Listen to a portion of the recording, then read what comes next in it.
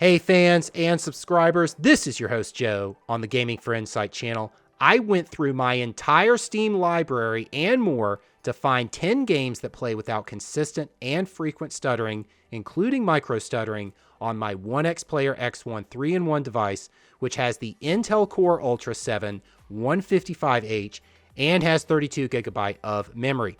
Importantly, I wanted to play 10 games that don't require the use of an eGPU, like the 1X Player 7600M XT, connected via Oculink or Thunderbolt 4 to play smoothly on my X1.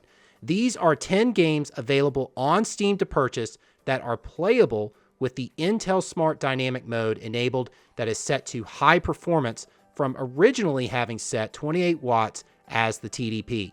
I am also using Intel Arc Driver version 31 ending in 5444 for the testing of these games, which you may have seen me show used for playing Mass Effect Legendary Edition on episode 12 of the Handhelds United podcast. To enable Intel Smart Dynamic Mode on your 1X Player X1, watch my video, Intel Smart Dynamic Mode on the 1X Player X1. Get this feature and an upgraded BIOS version 2.42 to make sure you have installed what you need to do so. My goal is to find games that play at least at close to 60 frames, and particularly those that play higher than 60 frames. I tried various settings for these games to arrive at what I would recommend for doing just that. I have 101 games in my Steam library, so by no means do I have the most extensive Steam library, but I tried all of them. 3 of these games I had to go to my PC Game Pass subscription to play. I played these games either plugged in or not plugged in. If not plugged in, my battery life was no less than 50%. I gave each game at least 2 hours of gameplay before including them in the list. However, some gameplay shown in the video was recorded prior to that 2-hour mark.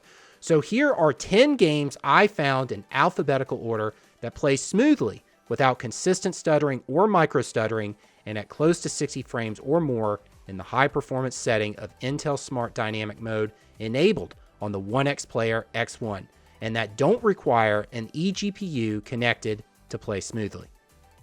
1. Doom Eternal: The Ancient Gods Part 2 from 2021, 900p, low settings, over 60 frames. Developed by ID Software and published by Bethesda Softworks, this Part 2 expansion takes place after the Slayer meets the Dark Lord in the Luminarium on Urdak in the Part 1 expansion.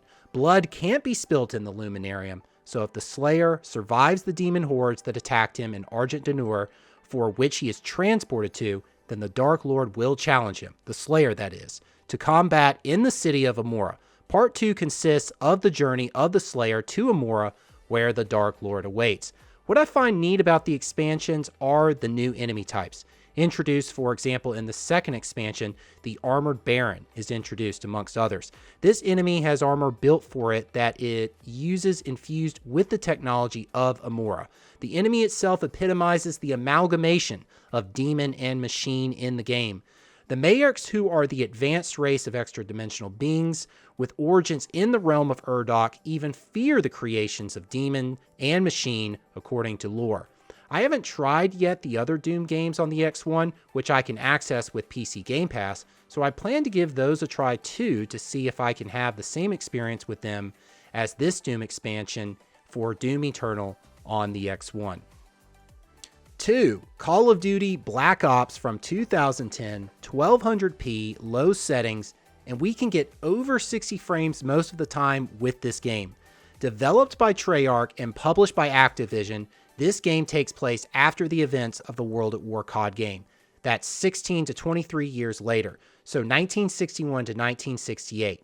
The game portrays a historical fiction of a secret history with the CIA surrounding black operations where you play as an operative from the SAD or SOG, something alike to the Special Activities Center of the CIA.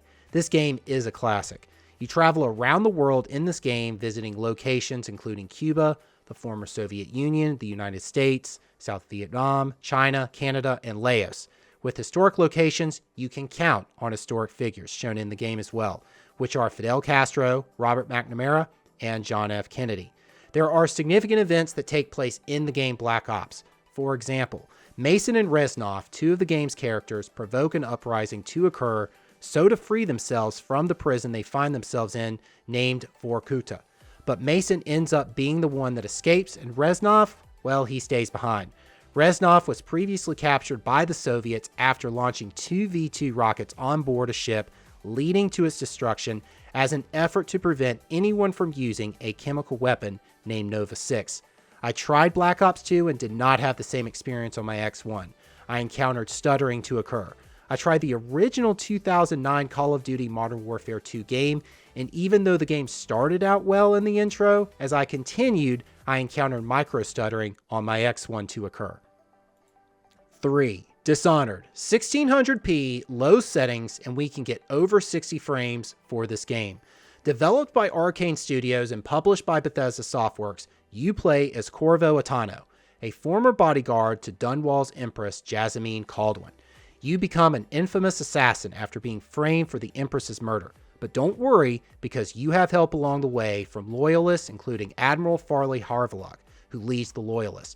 Dishonored takes place in the city of Dunwall, which is an industrial city where technology and otherworldly forces coexist. I am reminded of London in the 19th and 20th centuries, particularly the former, playing this game. Following the assassination of the Empress Caldwin and the kidnapping of her daughter too, which you see in the near beginning of the game happen, an oppressive regime comes to power that rules Dunwall. One neat happenstance in this game is that a natural philosopher discovered that whale oil is a source of fuel and the government can use it to develop powerful weaponry. But the downside of this is that the government corruption festered from this. 4. Halo. The Master Chief Collection, Halo Reach, the collection from 2019, 900p, low settings, and we can get over 60 frames for this game.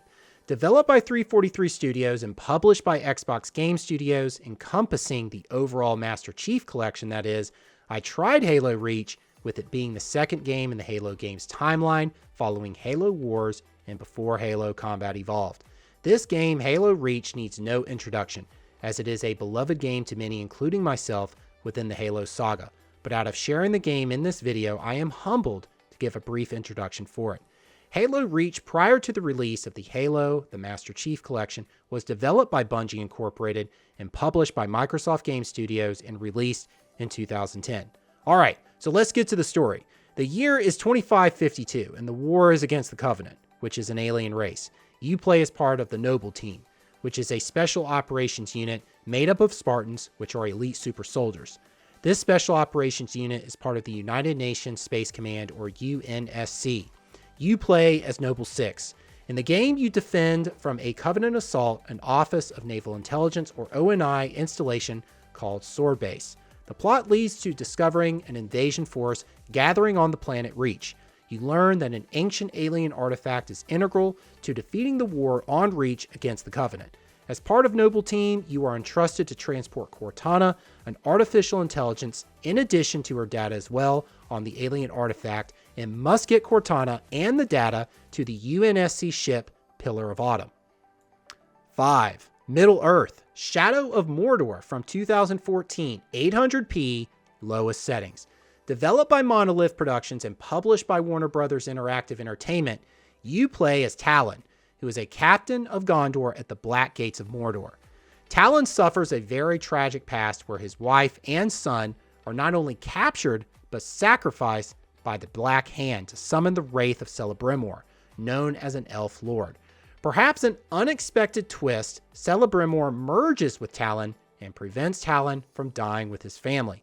Your journey in the Shadow of Mordor, playing as Talon, merged with Celebrimbor, is to uncover Celebrimbor's identity and avenge the unfortunate death of Talon's wife and son.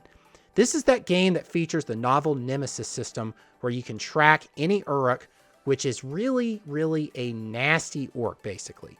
You can see when a Uruk leader is promoted, for example, if you are defeated, and you can see the progress you make in enfeebling Sauron's army overall.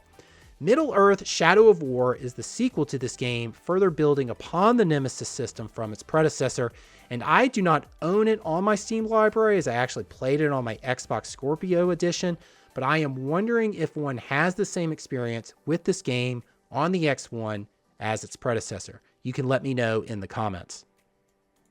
6. Killer frequency from 2023, 800p, high settings, and at some points we can get over 60 frames on this game, while at other times we get close to 60 frames. Developed and published by Team 17, this game is a first-person horror adventure game with a murder mystery element to it. The setting of the game takes place in 1987, where you take on the role of Forrest Nash, who is a popular DJ and radio host from Chicago that relocates to the small fictional town of Gallows Creek following the decline in his career. The antagonist of the story is the Whistling Man, a terrorizing and intimidating serial killer in the town returning after 30 years. As Nash, you take calls from victims and solve puzzles to help those that call into the radio station for help, so to save them from, guess who, the Whistling Man. This is a game you can look forward to playing after work on a Friday night once it gets dark and the pizza you ordered soon before gets delivered to enjoy with it. The game has that balance of tension with campy comedy horror and is considered within the slasher genre. The game was described by Slant Magazine regarding the game's mechanics as something relatable to an escape room, but you are the one providing the vital hints to the characters in-game to escape from the Whistling Man. It is not a demanding game, generally speaking, but still one worthy of enjoyment if you choose to pick up the game up off Steam. 7. Quake II from 2023, 1600p, and we can get over 60 frames for this game. Developed by ID Software and published by Bethesda Software regarding specifically the 2023 remaster to the original 1997 Quake II game, distributed and published by Activision, this first-person shooter positions the player to defend humanity against the alien race named the Strogg. The Strogg transform captured and deceased humans into these horrific cyborgs to work for its war machine. The main player plays as Bitterman, a Marine who takes part in Operation Alien Overlord. A counteroffensive is launched against the alien home planet of Strogos. As Bitterman, you fight your way through the industrial Strogg city to eventually fight the Strogg leader, the Macron, at his orbital asteroid base. The 1997 version is available on Steam, and the update for the remaster is free on Steam if you own it. I had to go onto my subscription for PC Game Pass for this one. I was convinced to try this game after the success I had with the Doom Eternal expansion. 8. Resident Evil 2 from 2019, 800p, low settings, FSR set to balance, and we can get 60 frames with this game. Developed and published by Capcom, this game needs no introduction, as it won the Golden Joystick Award for Game of the Year and was nominated for the Game Award Game of the Year as well. I was late to the Resident Evil games, as this was the first one I picked up to play based on a recommendation from someone at the time who importantly also encouraged me to play both perspectives in the game, which I did, and I'm very glad I did so. The Umbrella Corporation is up to no good with what it is working on in Raccoon City. You can play as two characters in their individual perspectives of the overall story. Those characters are Leon S. Kennedy, a rookie policeman, and Claire Redfield, a college student. The story for this remaster is loyal to its original, taking place on September 30th, 1998. Both perspectives include frequent encounters with the biological weapon known as Tyrant that was developed to hunt and kill based on programming from the notorious Umbrella Corporation. In the story, you learn of the G virus, which is developed by the Umbrella Corporation. You encounter in the Claire Redfield story a mutation in William Birkin involving the G virus as the source. Birkin is Umbrella's leading scientist. You also learn about the T virus in the story as well. The T virus contaminated Raccoon City's water supply, which resulted in the gas station on the city's outskirts you see at the beginning of the game get overrun by what appear as zombies. With this game playing smoothly on the X1, I am convinced to try other Resident Evil games, particularly the remasters, to see how they run.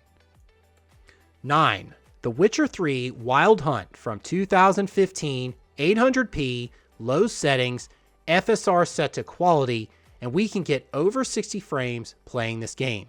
Developed and published by CD Projekt Red, you play as Geralt of Riva, the Witcher. who since childhood was trained in combat, tracking, alchemy, and magic. I mean, what else could it be trained in? This is another game that needs no introduction, and it has received more than 200 Game of the Year awards and is cited as one of the greatest video games ever made. This game is one of the best-selling video games of all time. Don't forget, this game too has 2 expansions titled Hearts of Stone and Blood and Wine. At the beginning of the game, you are accompanied by Vesemir, Geralt's mentor, at the town of White Orchard, and this happens following Geralt receiving a letter from Yennefer described as his long-lost lover.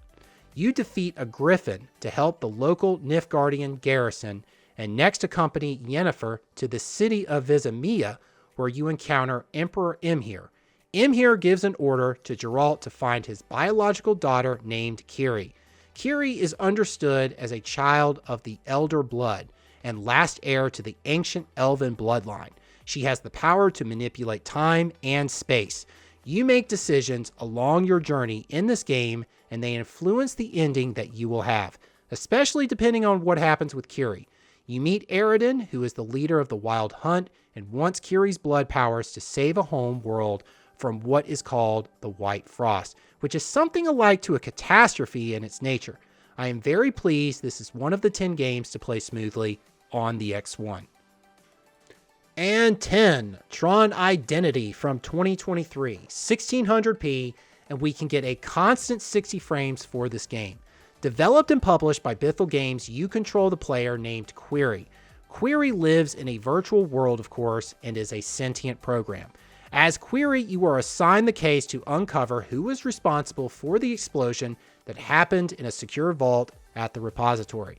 This is a story-driven game, specifically a visual novel, so no combat, where you traverse parts of the repository, which is a building in a backup grid created by Kevin Flynn that houses ISOs.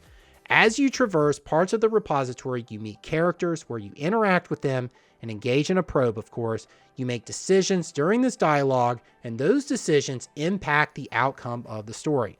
The music alone makes this game so spectacular just to listen to as you delve further into this world of the backup grid. I was not surprised this game would play well on the X1 without an eGPU needed and connected, honestly, as it was one of the first ones I downloaded to try. With this game being a visual novel, you can surmise it is a lightweight game for practically any platform. As we reach the conclusion of this video, I am interested in your thoughts. Have you considered buying a 1X Player X1? If you have an X1, have you tried these 10 games? Have you tried other games that you have discovered play well on the X1 with these same parameters used in this video? Are you leveraging the Intel Smart Dynamic mode for every game you play? Let me know in the comments. I am interested in reading what you have to say.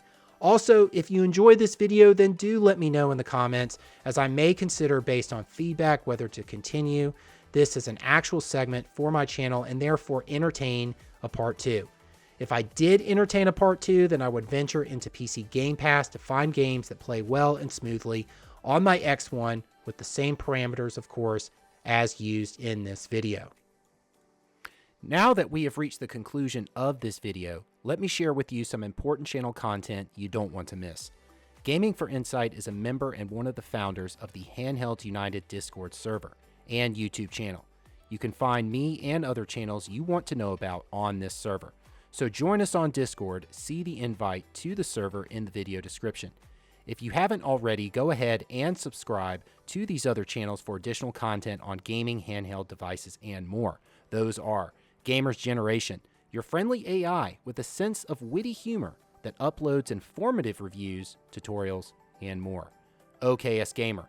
You can find the latest and more than OKS reviews on gaming handhelds and benchmarks, as well as videos on performance with certain drivers. CPPC Tech. Known for his awesome mod on the ROG Ally, this channel has reviews and more on gaming handhelds and accessories. Windeck Tech. Find candid and informative videos on gaming and the tech space with gaming handhelds and more. Handheld Hardware. Formerly known as Project SBC, get the latest perspective from an astute programmer, designer, and reviewer on gaming devices. Now, wouldn't it be neat if all of these channels, including mine, all got together in one place for, say, a podcast? to share our knowledge on everything handheld gaming? Well, as a matter of fact, we do. Subscribe to the Handheld United YouTube channel and don't miss our live weekly podcast that I host on Sundays at 9 p.m. Eastern Standard Time. Join in the live chat where you can comment on what we discuss and partake in our trivia nights. Links to the YouTube channels mentioned are in the description of this video. So with that, in the words of Commander Shepard from Mass Effect, I should go.